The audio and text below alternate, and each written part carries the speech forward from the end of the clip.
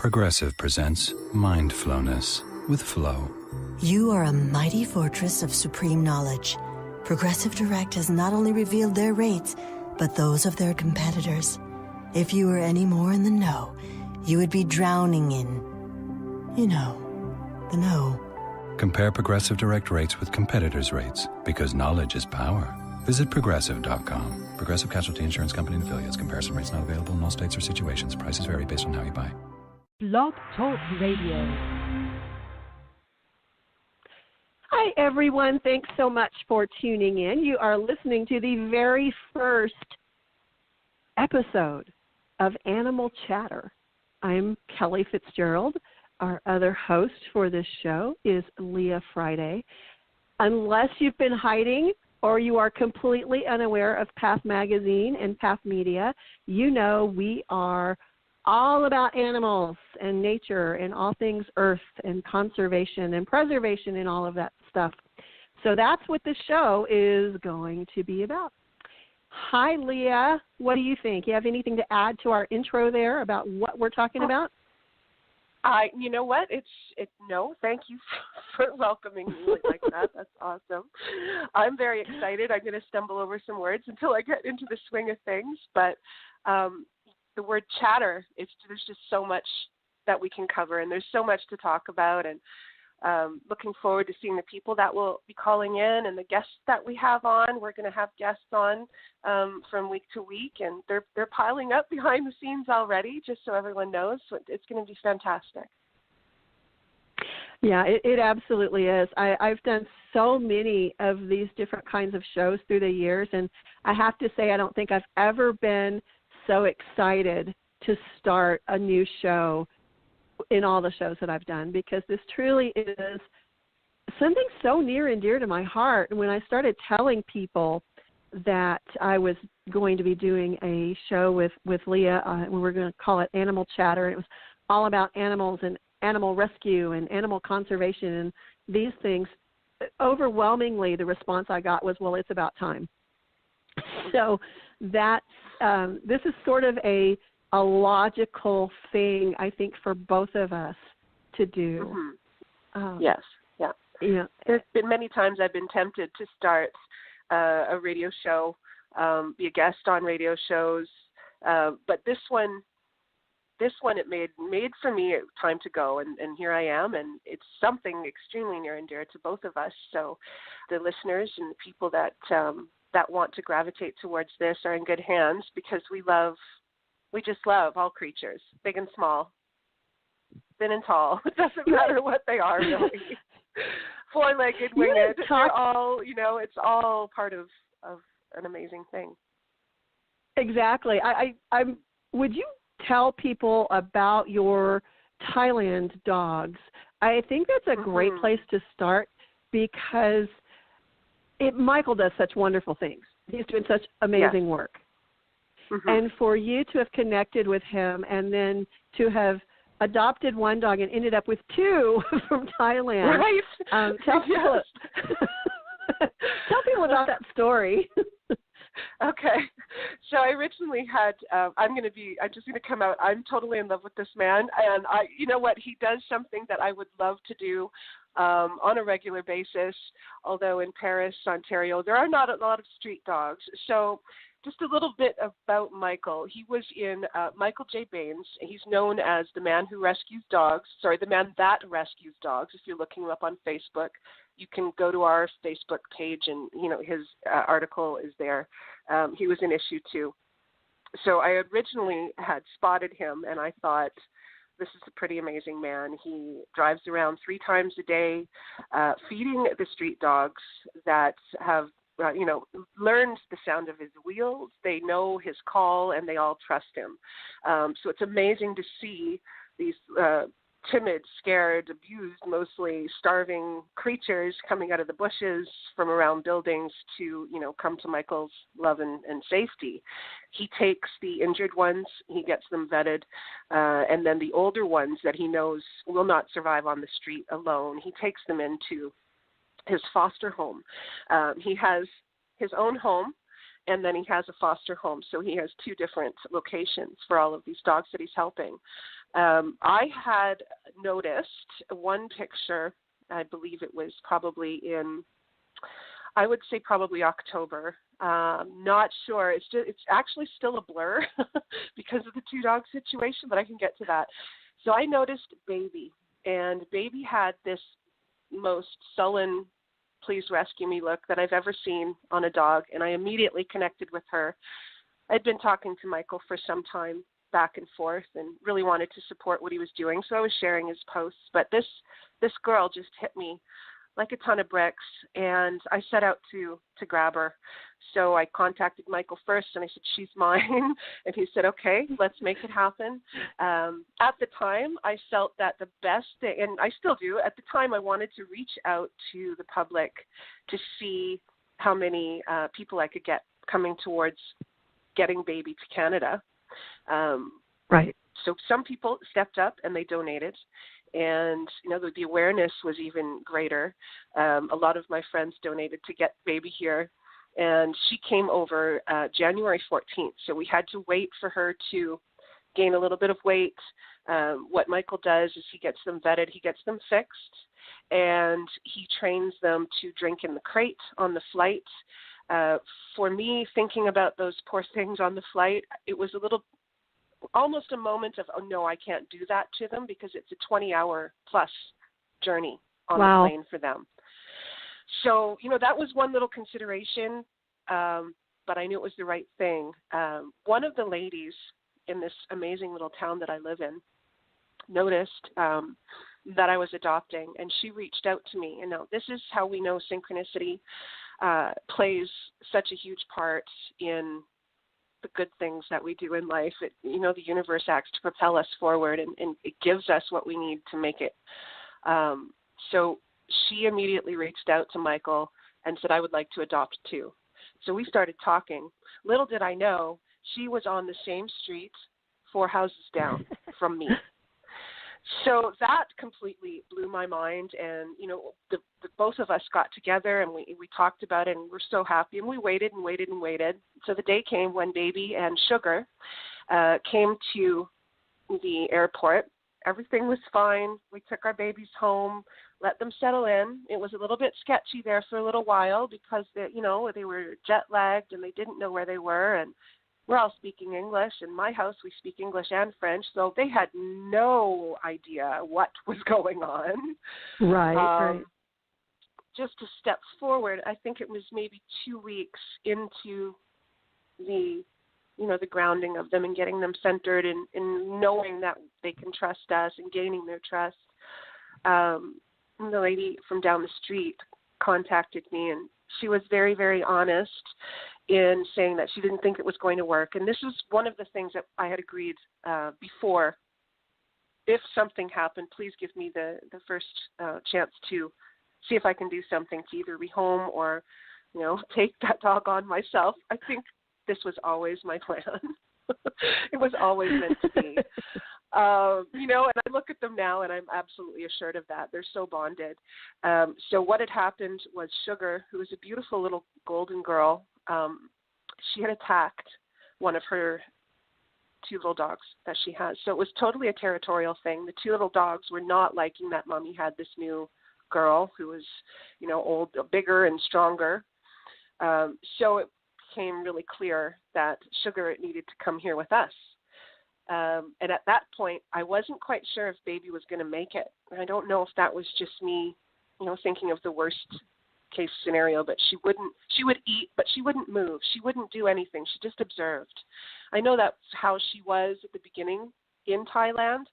But, I wanted her to pep up and, I'm home now, but she didn't do that. The moment that she realized Sugar was coming to live with us, that was it. She changed completely. So these 2 dogs were so completely bonded in the foster home that I feel they were meant to be together all the time. So 2 months forward, I have 2 rescue dogs from Thailand. I also have my miniature wiener, who was a gift, and a cat, and a kid, and a husband. So we have a full house. Absolutely. The best part of my weekends is Sunday evenings, Sunday mornings as well. We do this. We all gather in the bed that we have, each and every one of us, and it's just cuddle time. And I know that we've done the right thing for these dogs in getting them here and helping them become Canadian citizens. And they give me joy every day. It's a challenge. Absolutely, it's a challenge, but something I'm very grateful for. I'm very grateful for that challenge. Have you always rescued animals? I've always had it in me to rescue animals, but I've never, blame it on the circumstance. I've never been able to. I've never had the capacity or the property. Now I'm looking at, a house with acreage, and then come all the dogs in their baby carriages, kind of thing. So, I've always been interested, and I think deep down in my heart, I've always been an activist. I've always been someone that has a voice for the voiceless.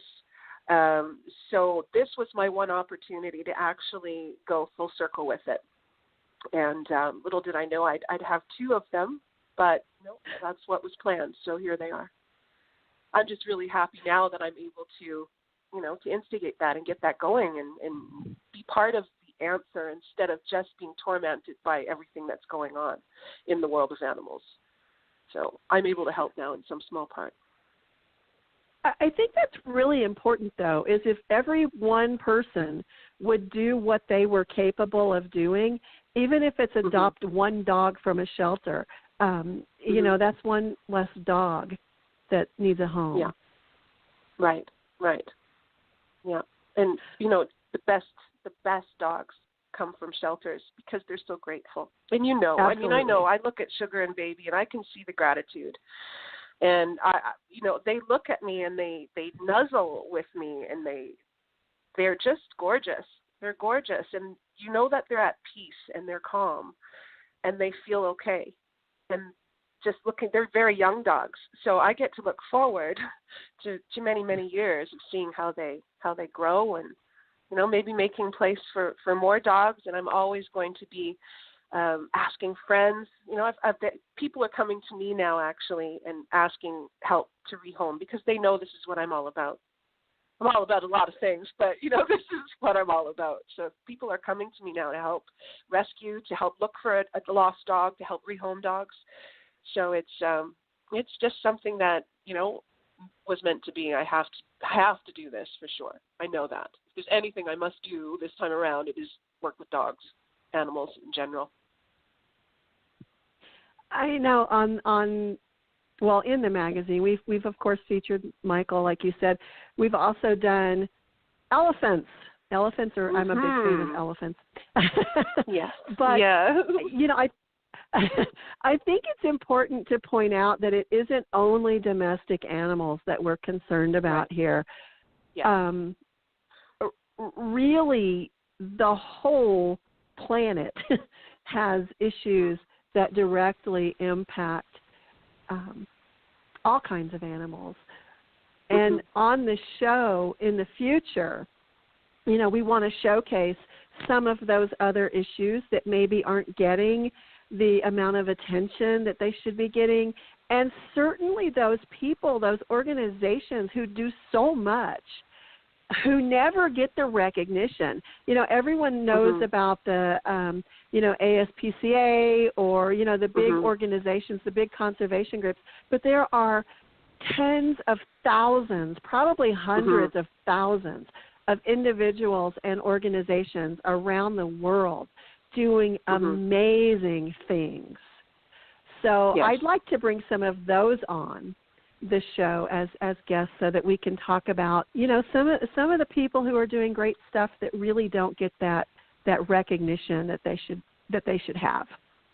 Right, so anyone listening, if you are one of those people or you know of someone who fits that, please contact us and let us know because we would love to have them on the show. I think going into the smaller organizations too, the way I look at it is if it's a smaller organization, the help and the support and the donations that we can muster for them will mean just that much more. I feel that any time spent going to a smaller rescue operation it just can be expanded so much for them because it they most of the time operate on their own pockets and definitely Right. only donations. So if we can shine a light on any of those, that's definitely what we're all about for sure. Mm-hmm. One of the things too that with smaller organizations, not only do they operate out of their pocket, but oftentimes they have a network of people local to them that they can count on for things like food or shots or veterinary care, in other respects, spay, neuter, those kinds of things. And if you're donating to a smaller organization, they can really, really stretch that money. The key is finding the right smaller organization. Unfortunately, like with every other industry, there are people who are kind of scamming the system, and you want to try to not give, not promote them, but right. So much of the time, the smaller organizations that are doing so much, and they just don't get the donations, and they just don't get the recognition that they really deserve. So absolutely. Seek out those smaller organizations. And if you're in a rural area like I am, don't limit it to dogs and cats. I know our local animal shelter where I live, they take in goats, rabbits, a horse occasionally, donkeys all the time. People are always dumping donkeys. I don't know why. They're lovely creatures. But if you're in a position where you have some acreage and you do have the room to adopt a goat or a horse or a cow, whatever. I'm being urged to that. interrupt you here, Kelly. How about you tell us a little bit about your adventures, having said a little bit of acreage, maybe, I don't know, how many horses do you have right now? 340 that you just adopted? Well, you tell us a little bit about your situation? Sure. I have been, I was born into a family that did animal rescue. So I say this is an affliction that I come by naturally. I have raised everything from bobcats to possums to raccoons to a skunk. It's been incredible, the different types of animals that I have rescued and raised, at hundreds of birds. It's unbelievable how many birds. But I do live in the middle of nowhere, and I do have acreage now. And the minute that I bought this land, friends of my now husband were telling him, oh, my God, you don't know what you're in for. You're going to have a zoo. You're going to have a farm. You're going to have a petting zoo, because we moved here from San Francisco. So I went from a postage stamp lot to acreage. And I did that. I did exactly that. At one time I had like 36 goats. I've had, 8, 10, 12 horses at a time. But what I do is rescue, and I'm sort of a foster home. So the animals that I take in, I work diligently to find them other homes, to place them in forever homes. Sometimes they never leave. Sometimes this turns out to be their forever home. But usually they do move on to a forever home, which is, the preferred thing. We have a caller. I'm going to see if I can actually get this person on the line. Hello. Thanks for calling in. Hello? You're on the air.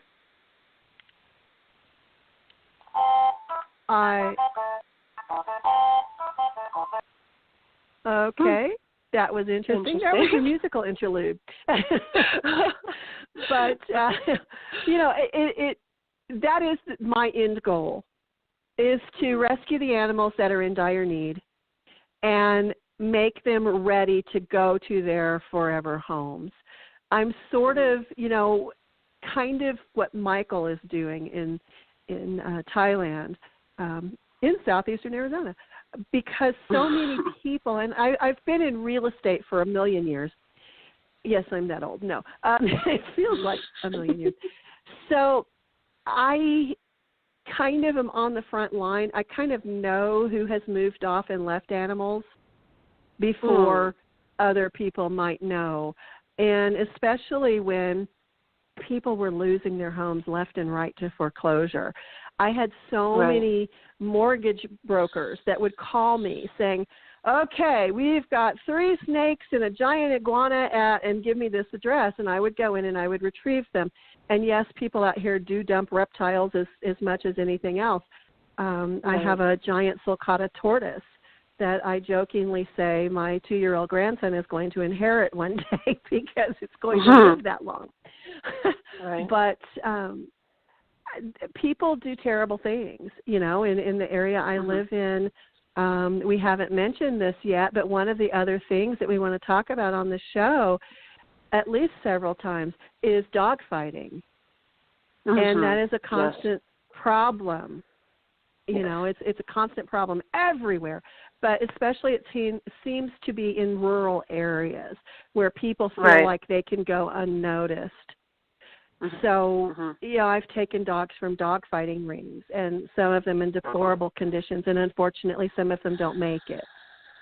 I think that's the most horrible thing that I could possibly walk in on is a dog fighting ring. And I think things like that, I mean, it triggers me to say that this is the divergence point, I think, between our personalities, Kellie and Leah. Kellie's been tempered, and she's seen a lot. I'm just very new, so my passion is very high. I'm easy to switch into almost like a rage, and all I want is revenge for that one animal. So I need to know, and this is one of the reasons why, you know, Animal Chatter is so important to me, is because I need to know how to speak articulately, effectively, without the passion and without the rage coming through, and, you know, knowing that I'm capable of almost heinous things when I see someone hurting a dog. So, you know, and we want to be able to really help people through that, I think, too, is the compassion that we have to show rescuers. They go through a lot. They see a lot, and I know that they're affected, and you know, maybe somehow we can affect a little bit of comfort for them on this show as well. I think one of the biggest issues that people who consistently do animal rescue face is a burnout.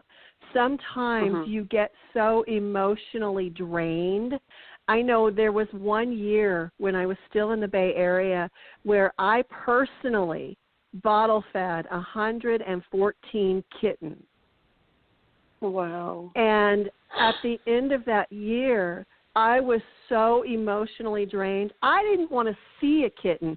I barely wanted to feed my own cats at that point because I was so overwhelmed.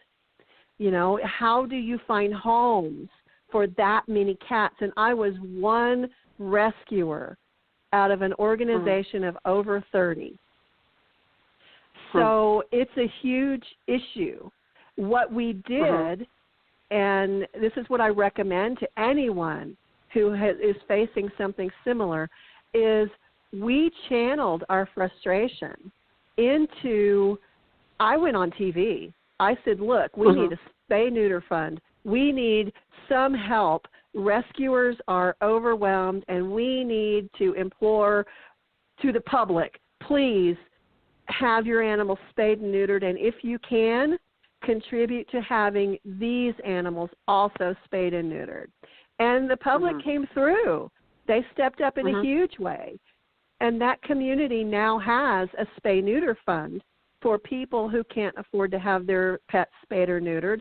And for, in this case, these were feral kittens that were trapped. And to control the feral cat population, which in many areas is exploding. So there are ways. Is one issue we have here. Yes, it's common, you know, and it's something that I think a lot of people don't realize. You know, and they just don't realize that it's that big a problem. If you're not in the rescue community, probably don't realize that allowing your cat to have one litter of kittens before you have her spayed is a big deal. Right. Right. So a big I know part that. of what I'm I'd not like sure. to see. Go ahead. We have a kind of a time delay there for a second. My phone cut out. Okay. I'm not sure if it's in every state, but I know even I think I was watching a documentary in the New York State has certification that you can go through to learn how to trap and house and help the feral cat population and get them fixed and send them back out and do all kinds of things. So there's a lot of different ways that people can step up to help the situation. If it's not money, then maybe it's a foster home in the meantime. You know, there's so many different ways that people can help. I know a lot of people want to spay or neuter their animals, and they simply can't afford it. So what's the option? They don't usually have one. They look for, the cheap spay and neuter days, but they don't happen often, and they're very scattered. So I think if we can maybe help in that respect and help have that as a specific focus and a funding effort that we do, that would make extremely happy. I think education is a huge piece of the puzzle. If people don't know what's going on, you really can't change what's going on. So a big piece of what I'd like to see us do is educate people about what is going on. Right. Yeah. Yes, and it's domestic animals, it's farm animals, it's I being who I am, I kind of like to touch on some of the ugly things in the animal agriculture industry. I won't go off on a rampant rage like I could, but there's going to be what I want to say is there's no preaching, there's teaching, but most of all it's reaching.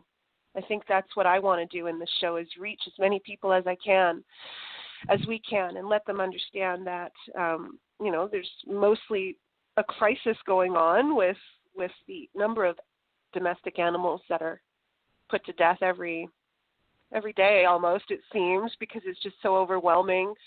So there's a lot I think that we can do to create some awareness and to get people involved in the answers, not just noticing that there's a situation and then walking away and thinking somebody else is going to take care of it. Yes, absolutely. Each and every one of us, if you are a human being on this planet at this time, you have a responsibility towards the animals to not hurt them. If you can't do an awful lot to help them, at least stop hurting them. Right. We're here with the animals, they're not here for us, and that's how I've always looked at it. I think as a very, very small child, we're here with them, and they're not for us. We're here together. I think if we can realize that, then it might be a step forward. Absolutely. One of the things that I would like people to know, and this was actually just messaged to me from a listener, and thank you for listening. If you can do nothing monetarily, do consider being a foster for an animal who needs a foster home. Most often, the food and veterinary care is provided. I know personally of one instance where there was a family in my area who had a young grandson living with them who thought he wanted a puppy. And in order to see if he was ready to have a puppy, they fostered a puppy from a rescue organization. So it was sort of their trial run.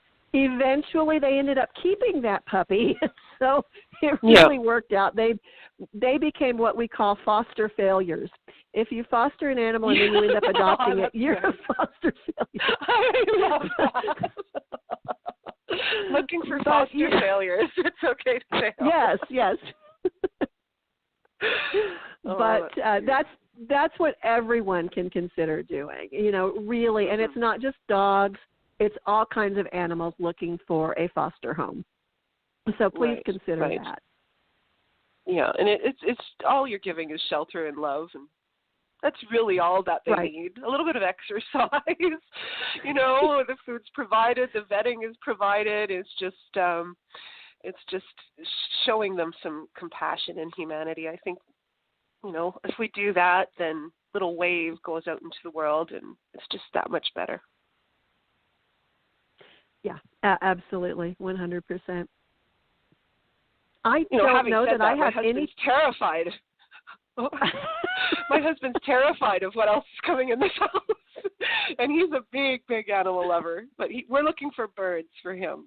He wants to be the bird father. So we'll see how that turns out.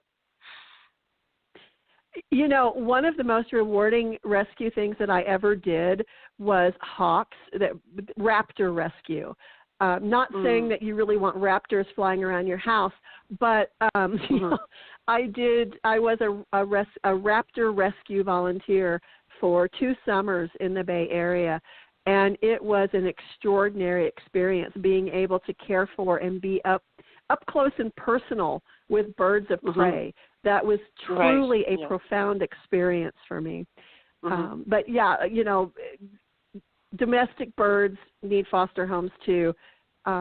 Someone in my area recently turned in, I think it was something like 12 different parrots to the shelter that had belonged to a family member that had died, and they didn't want them. In the first place, I would come back and haunt you if you did that to any of my animals. Yes. How dare they? Yeah, but we are in a very rural area. Not too many people, have parrots. So that was a major operation, finding foster homes for those parrots. And the people who took them in know very well they will probably keep them forever. Right. Because they're forever. The area. Yeah. The area we're in just isn't conducive to finding homes for parrots. They lived for such a long time.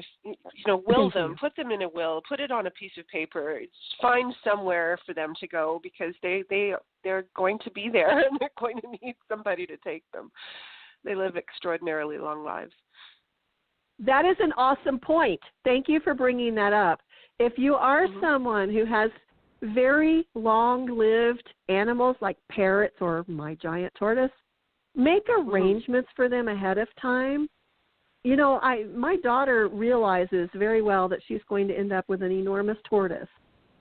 At least at least one. You have 2, right? Yeah.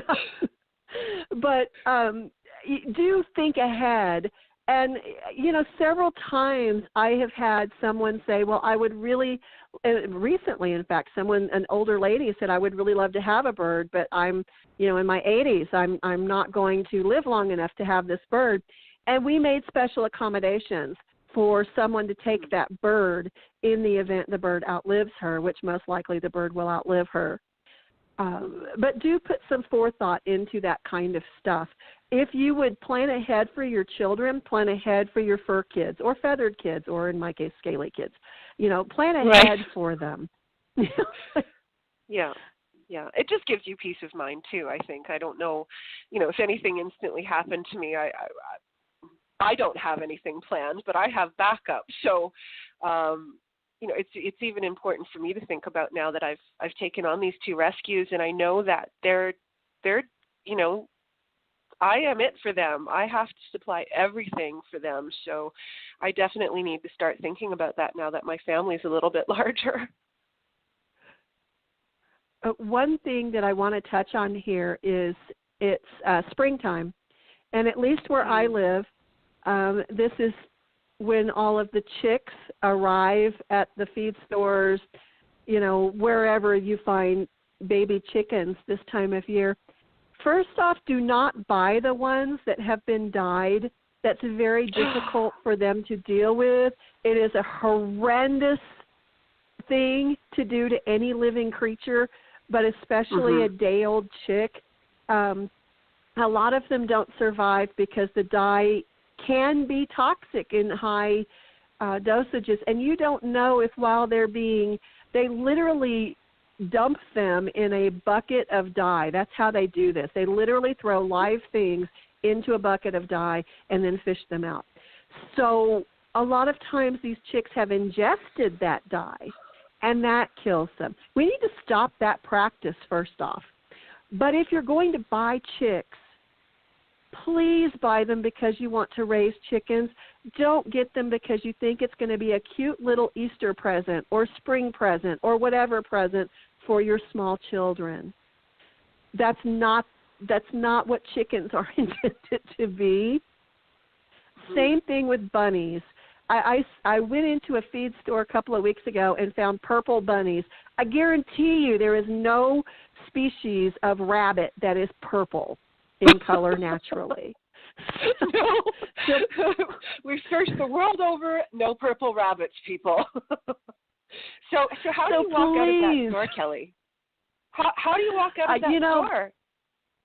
Without saying something? I had a conversation with the manager of that store. Yeah. I don't know how to deal with that, so I just don't. It's education. And I know I told 3 people about the purple bunnies, and I know 3 people who now have purple bunnies. So it's a matter. Yes. Yeah. It is just a matter of educating people. It never occurred to me. When I was a kid, we had chickens when I was a kid. I knew none of them were pink or red or orange or green. So I was able to recognize, why did you dye that chicken? Well, a lot of people grow up in the city. They didn't grow up with chickens like I did. So maybe that's something we need to let people know about. So for future reference, there are no green chickens or purple bunnies in nature. It's a barbaric practice. It really is. And it's not something that needs to continue. And truthfully, we have the power to stop that by not purchasing those animals. Right. How do you feel about shaming? So there's a lot of public shaming going on, especially in the anti-fur industry. They feel that if someone is wearing a fur coat in the street, regardless if it is a vintage, your grandmother's piece, or you just purchased it, you're promoting and supporting an industry that is barbaric. And then you go into the public shaming. Do you feel that people will be less likely to not continue to wear that or to purchase the animals if they know that exists, that public shaming exists, and they could, be part of that? I don't think that really works. I think it might. I think it sets a wrong precedent. I think the reason PETA has such a wounded public image right now is because of all of the shaming that they have done. I think it's more educating people about the fur industry in the first place. Now, I know several people who have, like you mentioned, vintage furs that they've inherited. They don't wear them. And the reason they don't wear them is not so much public shaming, but it's a matter of personal preference. They feel like they don't feel right wearing fur that belonged on an animal. And I Can I think just add, that's the point we need to get to. It's 2017. Right. We don't need to wear fur. We don't, trust me, we don't need, it can't be, unless you're, way up in an Arctic tundra, or you're a caveman, and there are no actual Neanderthals walking around that need fur. Some people are a little bit close to that, but we don't need to. We really, truly don't need to. No, we really don't. And it all comes down to kids. It all comes back to teaching our children. I don't advocate showing small children video footage of, the fur trade or raising animals for fur and how horribly they're raised and how brutally they're what they call dispatched, what I call murdered. But that's some of the things that some big organizations do. And I don't think that the shock value, I don't think that upsetting small children is the way to do it. I think being more positive and showing how the animals would naturally live and how they are supposed to be, what colors they naturally occur in, is a better way to go. Right. Yeah. Sorry, I'm stuck on the purple bunny. Now, after we hang up, I'm going on a hunt for some purple bunnies and some pink chickens. Okay, I'm going to shut that down. I'm not sure this is good. I don't know how this is going to end. All I know is I'm very, very, very excited to actually even be talking about these things to a like-minded person, because I'm situated. I've come to find myself situated in a rural area of Canada, surrounded by pig farms, chicken farms, cow farms. And at first I was, just so desperate to get out of here. But we know it's the right place for my daughter for school. So what I've turned my mind around to think, no, this is the absolute best place for me to be, because this is where I can see things happening. I can be constantly reminded of why I feel the way that I do, and I won't get lazy. I won't let something else take over my passion, because I see it every day. I witness, I know that the cows in that field, they're not cows, they're hamburgers. So I think it's going to be interesting, perhaps interesting to the people that are listening, to see how my journey particularly unfurls and unfolds. Right now, what I want to do is just, I want to hurt for the innocent who have been hurt. So I need to get control of that. I'm hoping that this show will do that. And, I'll be able to march and I'll be able to look at the world differently too.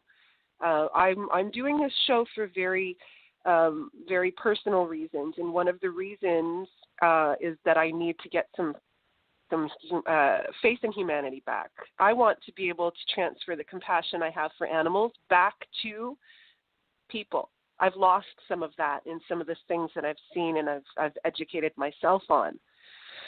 So it's important for me as a spiritual seeker to get some of the love back for people that I've lost, just from, the horrific things that we're capable of.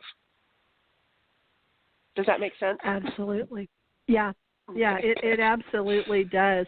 I think, and I've, like you said before, I've seen so many horrible things that people have done. I was once part of a raid on a dogfighting ring that was active, meaning that they were actively holding an event. And after that experience, and Child Protective Services became involved, because in the middle of the night, in the midst of dogfighting and blood splattering and horribleness, there were 3 children under the age of 5. Mm-hmm. So it was a huge thing, and it scarred me for many years. And I mean, truly scarred me to the point where I just couldn't, people were all worthy of execution at that point in my book. Right. It was a very long time before I got past that. So, I keep harping on education, but really that is what it comes down to. And there are so many people who are doing such wonderful things that we do outnumber the people who are doing horrible things. It's just a matter of saying, enough. We are no longer going to allow this to continue, whether it's dog fighting or bullfighting or rattlesnake harvesting or purple bunnies. Right. No matter what it is, we need to stand up and say enough. And that's one of the things that I'm going to do on the show, is stand up and say, this is no longer acceptable. It never should have been acceptable, but now we all realize that it never should have been acceptable. So that's where I'd like to go. Yeah, absolutely. I know that for sure is one of the one of the folks says, we have a huge mountain to climb with that, though, Kelly. I think yes, heritage. we do, absolutely, and hundreds of years of tradition. Like, you know, take a look at the bile farms, the bear bile farms. They don't yes. need the bear bile. They don't need it, but they believe they do. They've been told for generation after generation that that's what is used. So, you know, it's a huge, huge mountain. But if we don't start climbing it, we're yes. never going to get to the top of it. So, you know, who better than two people that are crazy about animals? Absolutely. And, you know, I tell people it's an affliction I was born into, and that's the truth. You know? Yeah. But yeah. It's a really good affliction, and it's really good to care. And for a very long time, in many animal rescue organizations and communities, that at least the ones that I've been a part of, we were made to feel like we cared too much. Mm-hmm. And one of my main things is to let people know you can't care too much. You know, right. You have to care. We all have to care. And if you've mm-hmm. been one of those people who has looked at animal rescue or conservation, or, you know, there's a whole host of other issues that I want to look at in this show, mm-hmm. and you've been felt weird, you know, you've been made to feel weird, or, you know, like, you know, somehow you're wrong for feeling like you feel, I'm here to tell you you're exactly right. You're exactly on the right path. We all need to care more. We need to care much more. Right. And we need to encourage right. people who haven't cared to start caring. Mm-hmm. Yes. You know, there's a lot of people that you can clearly distinctively draw a line between team people and the animals. So if you're not for team people, you're automatically a lunatic. You're a fanatic. You're not thinking properly. But I don't think that way. You know, I can't draw that distinctive line only in certain circumstances. So, you know, we're all living, breathing human animals, you know, human beings or whatever they have, like you said, feathers, scales, talons, it doesn't matter what, we're all breathing on this planet. And if any of us were gone, we'd be missed, right? So yes. We need to keep everybody safe. Right. I think you're going to have to convince me a little bit about me. Spiders. What's that? I think that about does it. I'm less. I think we've talked about the number of tarantulas that you've seen there. I'm less. My activism goes down about 75 notches when we're talking about arachnids. Just so everybody knows. Other than that, I'll protect you. I think we've talked probably about I live in an area that has a distinct monsoon season. And when the rains come, we have what I so lovingly refer to as the running of the tarantulas. You know, Spain has their running of the bulls. We have running of the tarantulas where I live. And that is something that my husband, every year, I must rescue him from tarantulas at least a dozen times. Oh, no. So. I'm with him. I'd be screaming like a, no. Nope. I can't do it. No. So that's something that I will not, I can't even say the T word, honestly. They're on my head standing up. So, no, anybody else is good. Even if it was a purple tarantula, Kelly, I wouldn't say it. I don't care. You're on your own. They'll outlast us anyway on this planet, I'm quite sure, so they don't need rescuing. Oh, my. So what else? What else can we? I'm going to say a thank you to Marian, who has said she's listening, and it's a great show. Excellent. No, my tortoise did not grow up with my daughter, but many other things did. So she is very well aware of my fondness for animals. She did not inherit the need to rescue every living animal, though. She has done her share of rescuing, mostly dogs, cats, that kind of thing. But she draws the line at some of the animals that she did share her home with at one time. I think probably the most unique was a possum. And we have a few minutes, so I'm going to tell this story because I think it's really funny. At one time, my daughter and I was a single mom at the time, lived in a haunted house. It was truly a haunted house. They've done TV shows on it now. But at that time, we had no clue that we were living in a famously haunted house. And things would happen, and the dogs would bark randomly, so we kind of got used to it. Well, one night the dog was barking, and I'm like, oh, it's nothing. In the morning, I hear a friend of ours who had been there the night before and had slept on the couch screaming that the dog had something. It's a rat. And I'm like, a rat? Really? And I get up and I look, and it's a baby possum.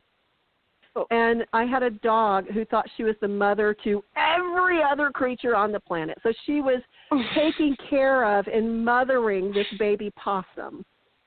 Oh. So not knowing what happened to the mama possum, and this was a baby. This was not a possum that was old enough to have survived on its own. I ended up bottle feeding and raising a possum. Well, I never bothered to ask this possum if it was a boy or a girl possum, so we named it Rasputin. I kept my bedroom window and the kitchen window open so that this possum, Rasputin, could come and go. Frequently, I'd have house guests, or my daughter would have friends over, and they would wake up screaming because the possum was waddling down the hallway. We thought it was hysterical. Well, we moved out of that house, and I didn't have the heart to move Rasputin because Rasputin had grown up in that area, and you don't want to relocate a wild creature, even one that is sort of domesticated. So we moved. And the next summer, I got a frantic phone call from my realtor. Rasputin had returned with her babies. Rasputin was Rasputina. Oh. And the people who now lived at my house was trying to get rid of possums. Oh, my gosh. The whole family of them. That's the kind of stuff my daughter grew up with. Oh, amazing. Amazing. And she still speaks to me. So you're still allowed to visit, are you? Yes. But I think that about does it for our very first episode of Animal Chatter. To just, and that's what it was. It was a little bit of chatter about this and that, and just, key points that we're going to be touching on. And this is just the beginning. We're going to have a lot to discuss and open discussion, and we're open-minded to the point where we, shut our minds to violence against animals. So if you're into that, please don't call because we'll eat you alive. But yes. No, honestly, we're open to just about discussing just about anything. Let's see how I can keep my demeanor on some of the touchier subjects. Will be fine. You're much easier going than I am, so hopefully I'll be fine. But it's going to be passionate. It's going to be effective. It's going to be educational, informative. All of that. And it's all about the love of the creatures that are on this earth with us and Mother Earth and what we can do to help. We have to help. Absolutely. Right? This is what this is about. Yeah. Yep. Awesome. So, and you know what? I realized this morning. Oh, yes. I realized this morning that this is the one and only phone call that I can ever have without my animals being disruptive. If they bark, doesn't matter. If somebody comes into the room and sits on my desk, it doesn't matter. This is about them. So you might hear the animals from time to time, and maybe if we can get a little bit of video going too, you'll be able to see them. And I hope to be going out like a roving reporter and getting some information back to the show. So who knows how it's going to turn out. It's all unfurling. I love that idea. Roving reporter. That's awesome. Totally do that. Yes, you must do that. I have to do that. Yes, It's yes, just- you it is must. You visiting must. Places. Yeah, I think I need to do that for sure. We need to give a quick shout out to Sharon too. Sharon Gully does so much for us at Path Magazine, and she just shot me a message that she was listening, and great show. So thanks so much for that. Yes, we love you, Sharon. Absolutely, and absolutely love that you're listening. Please feel free, share the show. We're running down on a couple minutes here, so please share the show. If you liked it, if you didn't like it, if you have comments, let us know. We'd love to hear from you. In future shows, you can call in at 646-716-9645. We'd love to have you join the conversation. Yeah, and if you know anybody that needs to. Yes. Sorry. Yes, please. Do you know anybody No, go ahead. if you know anybody that we need to speak with, that you'd like to see on the show, then give us their details and give us an introduction maybe, or just point them out, and we'll do the research and groundwork to get to them. But if there's somebody that you love and is nurturing the animal kingdom like we want to do, then put them in front of us, please. We need to speak with them and get them on the show so that we can have many, many, many voices. Absolutely. And one quick reminder to you guys who are following us on Facebook on Path, P-A-T-H-E Mag, M-A-G. We are doing a compilation book. You can be a part of it. If you have a particular animal story that you'd like to share, you can become a published author. The book will be out later on this year. It's called Animal Paths, P-A-T-H-E-S. Be a part of it for $20. Once we cover cost, everything else is going towards animal rescue organizations. And if you know such an organization that would like to be a recipient, please let us know that as well. And thanks so much for listening, and always for your support. We've had an amazing people supporting us with the magazine, and I know they're already supporting the show. So thank you guys very, very much. Absolutely, thank you. It's incredible. The energy around what we're doing is vibrating, I think, almost at full tilt. So we're ready to see where it takes us. Very excited. Yep. Bye, you guys. Tune in next Tuesday at 2 p.m. Eastern, and we'll see you then. Bye-bye. Okay, Kevin, for the grand prize of $1 million, what color is the White House? I know this. 5 seconds. Oh, switching to Geico could save you a bunch of money on car insurance? Okay. Judges?